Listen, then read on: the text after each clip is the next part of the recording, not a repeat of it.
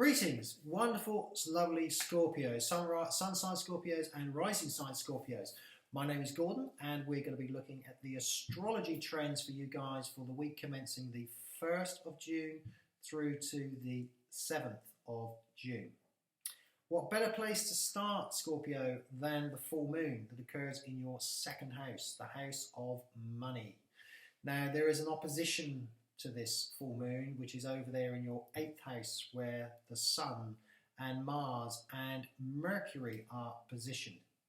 It can necessarily be, Scorpio, that you are concentrating on the monetary aspect of life. This can be to do with savings. This can also be to do with loans, repaying of loans, anything to do where money is changing hands, both coming in and going out. It can be a time to be planning, and I stress the word planning your finances, because as we connect with you at this particular week, it is not as if you can plan that far ahead or make definitive decisions, because the money seems to be in flux. You've got Mercury retrograde, in your 8th house. This means that there are promises necessarily, but nothing can be relied upon.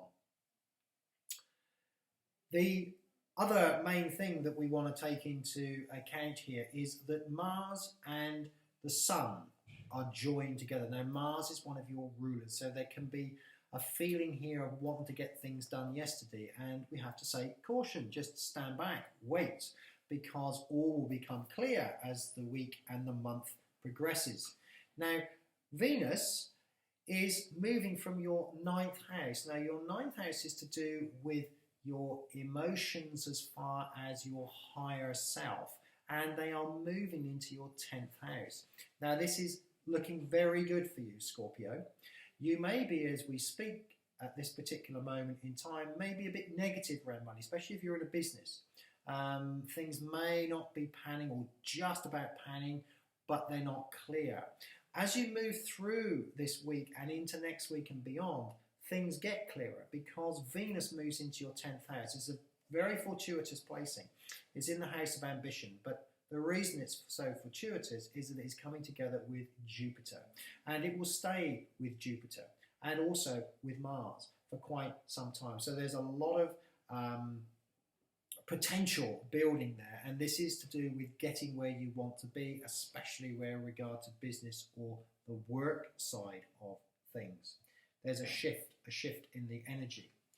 Now, the other thing to take into account here is we're getting a shift with Saturn. Now, Saturn has been sat in your 1st house for the last couple of years, and as we go through this month, you're going to find that Saturn slowly comes back in. Now, this is going to provide a grounding, especially around the monetary side of things for you.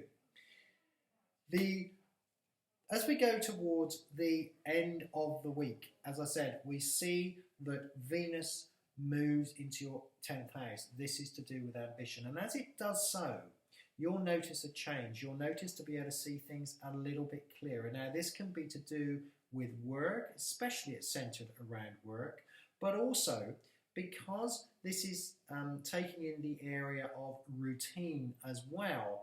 If there has been perhaps relationship issues that have been coming to the fore, especially with long-term relationships, you can find also that this can come a little bit more into focus, or there can be unexpected gifts of luck coming your way to make things slot into place. This is a week I would describe as a springboard, Scorpio. It's a week to observe, not a week for action. Thank you so much for getting involved, Scorpio, and I look forward to speaking to you again next week.